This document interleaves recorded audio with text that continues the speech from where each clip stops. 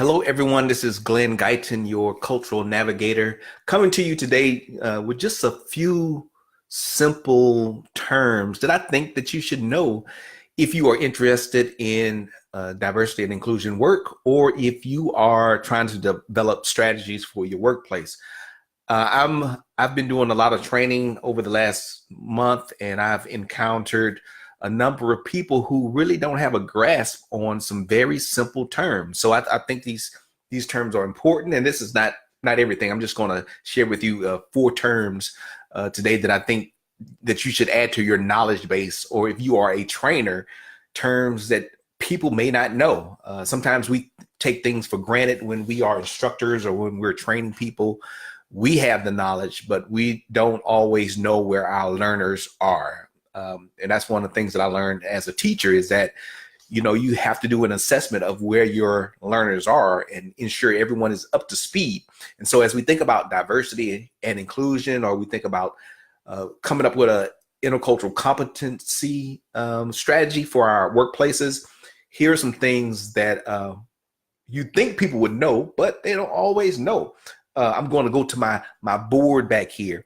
But first of all is race. That's one of the things that I'm finding out. People are very confused of what race actually is. And now some of you may disagree with what I'm going to say, but this is how I train. And when I tell people, when we think about race for the most part is a social construct. Right? It's a social construct. It's something that we've developed based on some of our laws. We talk about race in our context and the characteristics of people. Race is often built around some physical things. So skin color, other definable physical characteristics. Also, as we think about race, some of these are legal definitions. And so race, for the most part, is a social construct. I mean, just think about, what makes someone Black. It's not always the skin tone. There are people that are far darker than me that would be considered Black. Now we use the term African American. Some people prefer that term. But, as we think about the characteristics, Black or white, some of those physical characteristics are how we define people and how we've come up with race. But that has changed over time. It's evolved over time, how we think about race and what race means. But it's for the most part, it's a social construct. Now, if we want to start thinking about something a little bit more specific that actually has some other characteristics that we can define, we think about ethnicity. So what is ethnicity? Ethnicity has to do with our culture, the regions that we are from, and so some of our behaviors, the areas that we are from. So you think about someone that's European or someone that's African. That is an ethnicity that we can think about in some of these terms. Even as we think about ethnicity,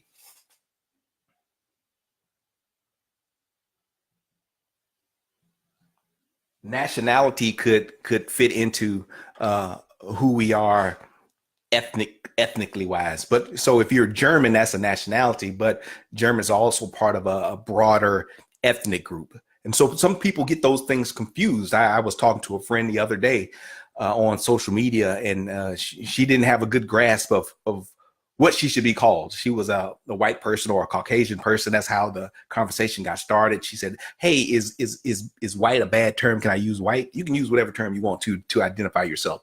That's the one thing I would like to say to you. You can define yourself any way that you want, but when you go down to the DMV or fill out the SAT form, they're going to ask you to check a few boxes, and you can identify your race. And in some cases, you can identify your ethnicity. They've actually separated that for people of Hispanic descent, that you can say that you're Hispanic, which would be more of a ethnicity, or you can say your race too. You can be Hispanic and white, or you can be Hispanic and Black. There are Afro Latinos, people that are African descent, but they claim a Hispanic ethnicity. So that's why it's a difference. There's a difference.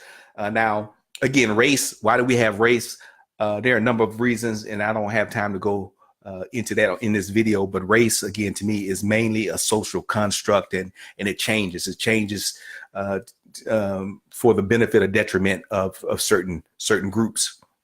Now, the other term, which now this kind of blew my mind, right? Someone was talking about a person of color. So this blew my mind. All right. So person of color. What is a person of color? I thought that was pretty easy, right? I thought it was pretty easy. But again, as we think about how people see the world and we have different perspectives, I was with a friend of mine who is from Puerto Rico, and he's fairly light-skinned, a very light-skinned person. And he referred to himself as a person of color. And a group of white people that were at the conference that I was at, we were doing the training. They said, why is he calling himself a person of color? He's not a person of color. I said, well, yes, he is. He's a Puerto Rican. And so he claims Hispanic ethnicity. So that's why he considers himself a person of color. And they were like, well, I thought person of color meant your skin tone was dark. Like, so I would be a person of color. I said, no, that's not exactly it. I'm sure that's kind of how it started. But I have relatives. My grandmother pretty much looked like a white woman. She was black. Legally, she was black, but all of her features, her characteristics, her skin color, she looked like a white woman for all practical purposes.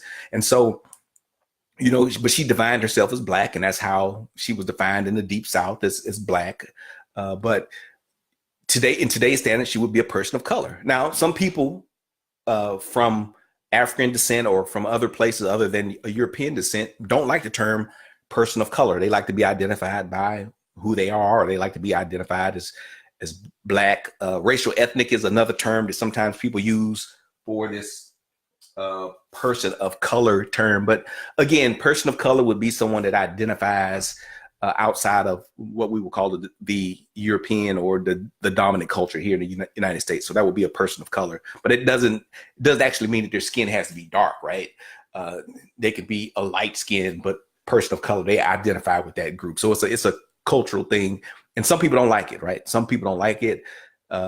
To me, it almost sounds like the old term for black people, which was colored. That's what they called black people back in the day, colored. So, you know, all these terms, I just want you to be familiar with them. Doesn't mean that you have to use them or they're more right or more wrong than others, but you will get a reaction based on the term you use, depending on what group you're talking to.